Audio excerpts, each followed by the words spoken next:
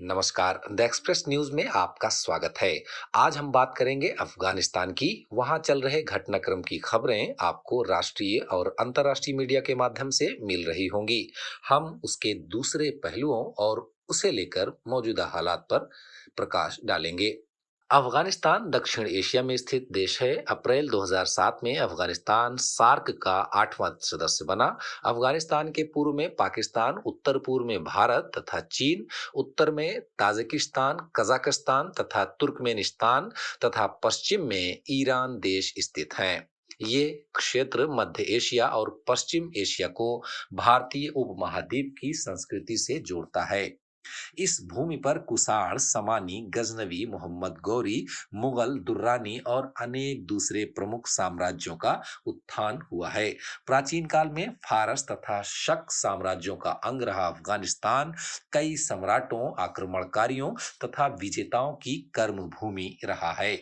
इसमें सिकंदर, फारसी शासक दारा प्रथम, तुर्क मुगल शासक बाबर, मोहम्मद गोरी, नादिर शाह, सिख साम्राज्य इत्यादि के नाम प्रमुख हैं।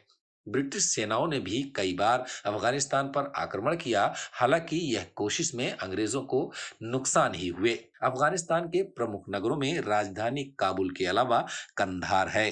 भारत के प्राचीन ग्रंथ महाभारत में इसे राजा शकुनी का प्रदेश, गंधार प्रदेश कहा जाता है। यहाँ कई नस्ल के लोग रहते हैं। इनमें पश्तून यानी पठान या अफगान सबसे अधिक हैं। इसके अलावा उज्बेक, ताजिक, तुर्कमेन और हजारा शामिल हैं। यहाँ की मुख्य भाषा पश्तो है। भारतीय भाषा फारसी भाषा के अफगान रूप को दरी कहते हैं। अफगानिस्तान के इतिहास की बात करें तो ईसा के 1800 साल पहले आर्यों का आगमन इस क्षेत्र में हुआ।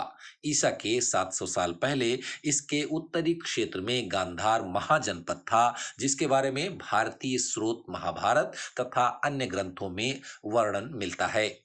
ईसा पूर्व 500 में फारस के हखामनी शासकों ने इसको जीत लिया। सिकंदर के फारस विजय अभियान के तहत अफगानिस्तान भी यूनानी साम्राज्य का अंग बन गया।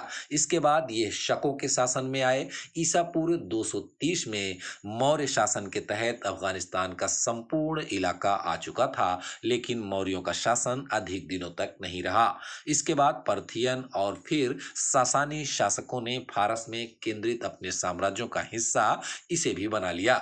सासनी वंश इस्लाम के आगमन से पूर्व का आखिरी ईरानी वंश था। अरबों ने खुरासान पर सन 707 में अधिकार कर लिया। सामानी वंश जो फारसी मूल के थे, उन्होंने 987 ईस्वी में अपना शासन गजनवियों को खो दिया। इसके फलस्वरूप लगभग संपूर्ण अफगानिस्तान गजनवियों के हाथ में आ गया। इसके बाद गोर इलाके के शासकों ने गजनी पर 1183 ईस्वी में अधिकार कर लिया। मध्यकाल में कई अफगान शासकों ने दिल्ली की सत्ता पर अधिकार किया या करने का प्रयत्न किया, जिसमें लोदी वंश का नाम प्रमुख है। अफगानिस्तान पर सिख साम्राज्य के प्रतापी राजा दिलीप सिंह का भी कई वर्षों तक अधिकार रहा। अफगान से मिलकर बाबर, नादिर शाह तथा अहमद शाह अब्दाली ने दिल्ली पर आक्रमण किए। 19वीं सदी में अफगानिस्तान का काफी हिस्सा ब्रिटिश के अधीन हो गया, जिसके बाद अफगानिस्तान में यूरोपीय प्रभाव बढ़ता गया। लेकिन 1919 में ही अफगानिस्तान ने विदेशी ताकतों से एक बार फिर स्वतंत्रता पा ली। इसके बाद सोवियत सेना ने इस देश में कदम रखा और देश के मुजाहिदीन यानी वर्तमान तालिबान ने सोवियत सेनाओं के खिलाफ युद्ध छेड़ दिया और बाद में अमेरिका तथा पाकिस्तान के सहयोग से सोवियत सेनाओं को वापस लौटना पड़ा। इसके बाद देश तालिबान के कब्जे में आ गया। तालिबान का पश्तो में मतलब होता है छात्र। पहली बार इसका नाम 1990 के दशक में सामने आया। ये वो समय था जब सोवियत संघ की सेनाएं अफगानिस्तान में लंबे समय तक कब्जा करने के बाद मुजाहिदीन से लड़ते हुए कमजोर पड़ चुकी थीं।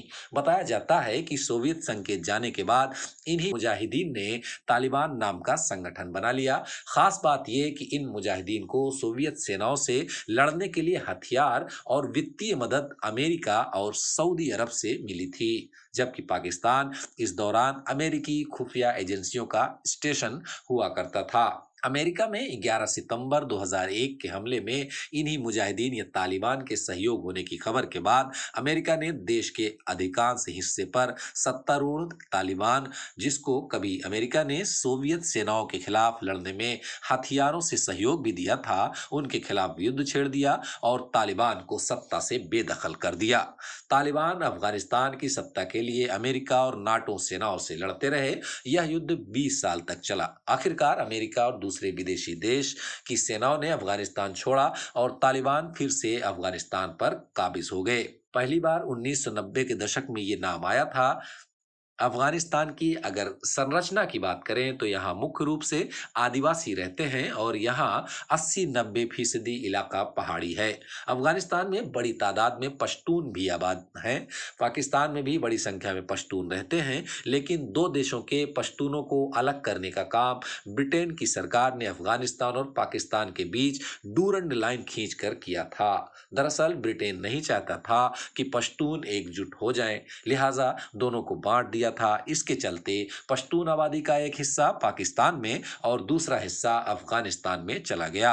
अफगानिस्तान की कुल आबादी 3 करोड़ 80 लाख के आसपास है, जिसमें से 60-70 हजार लोग ही तालिबान की सेना में शामिल हैं। लेकिन तालिबान की ताकत इस समय इसलिए भी बढ़ गई है क्योंकि अमेरिका ने अफगानिस्तान छोड़ते समय अपने पुराने हथियार, गाड़ियां, टैंक आदि यही छोड़ दिए, क्योंकि ये मौजूदा अमेरिका के वर्ल्ड स्टैंडर्ड के हिसाब से नहीं थे।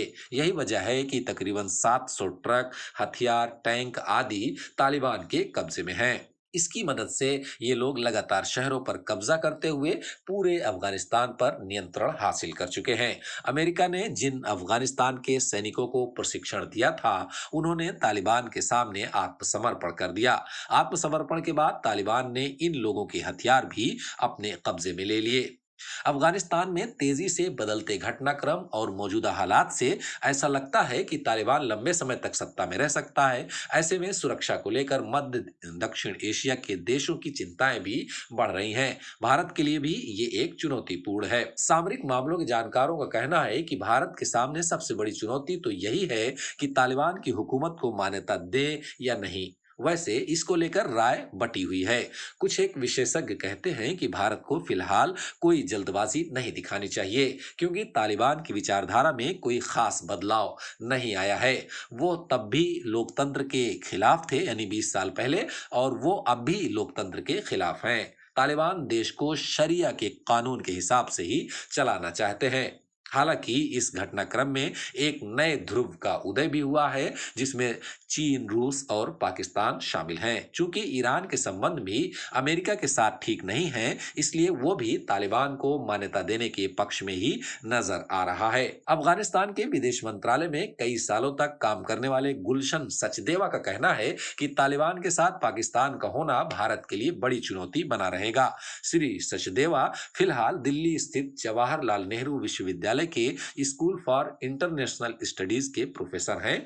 प्रोफेसर गुलशन सचदेवा ने बीबीसी से बात करते हुए कहा कि तालिबान कौन है। ये तहरीक जब शुरू हुई थी तो पाकिस्तान के एबटाबाद के मदरसों में पढ़ने वाले छात्रों को सबसे पहले इसमें भेजा गया। इन्हें हथियार बंद किया गया था। ये शुरुआत थी।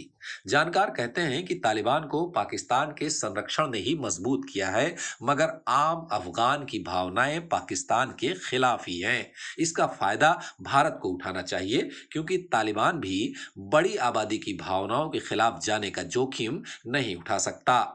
अफगानिस्तान पर तालिबान के कब्जे के बाद बने हालात को लेकर संयुक्त राष्ट्र सुरक्षा परिषद ने आपात बैठक की। संयुक्त राष्ट्र में भारत के राजदूत टीएस त्रिमूर्ति ने कहा कि अफगानिस्तान का पड़ोसी और वहां के लोगों का दोस्त होने के नाते भारत अफगानिस्तान के मौजूदा हालात को लेकर चिंतित है। भारत ने अफगानिस्तान में काफी निवेश किया है। बीते सालों में अफगानिस्तान में विद्युत, पानी, रोड, स्वास्थ्य, शिक्षा, निर्माण और कृषि क्षेत्रों में अफगानिस्तान की मदद के लिए भारत ने कई परियोजनाएं शुरू की हैं। मौजूदा संकट से पहले भारत अफगानिस्तान के सभी 34 प्रांतों में विकास कार्यों पर काम कर रहा था। भारत ने कहा कि अफगानिस्तान संकट को लेकर हम संयुक्त राष्ट्र, राजनयिकों, मानवाधिकार की संस्थाओं अभी और सभी पक्षों से यहां कानून व्यवस्था बनाने में मदद करने और अफगानी लोगों की मदद करने की अपील की है। भारत की ओर से अभी तक तालिबानी शासन आने पर कोई आधिकारिक बयान नहीं दिया गया है, बल्कि अभी वहां पर फंसे भारतीय नागरिकों को वहां से सुरक्षित निकालने पर फोकस किया गया। अब भारत के रुख की बात करें तो विदेश मंत्री एस जयशंकर ने बीते दिनों बयान दिया था कि वह अफगानिस्तान की गतिविधियों पर नजर बनाए हैं और हर तरीके से इस पर चर्चा जारी है। भारत की ओर से अमेरिका और अन्य संबंधित देशों के साथ भी लगातार चर्चा की जा रही है। कई विपक्षी दलों द्वारा अभी तक आवाज उठाई गई है कि केंद्र सरकार को तालिबानी शासन को लेकर अपना रुख स्पष्ट करना चाहिए, लेकिन भारत सरकार अभी वेट एंड वॉच के मोड में चल रही है। तो हमारे द्वारा दी गई जानकारी आपको कैसी लगी, इसके बारे में हमें जरूर बताएं। इसी प्रकार के ज्ञानवर्धक, सूचनात्मक और मनोरंजक वीडियोस पाने के लिए चैनल को सब्सक्राइब करें और अगर ये वीडियो आप फेसबुक पर देख रहे हैं तो फेसबुक पेज को लाइक करें। नमस्कार।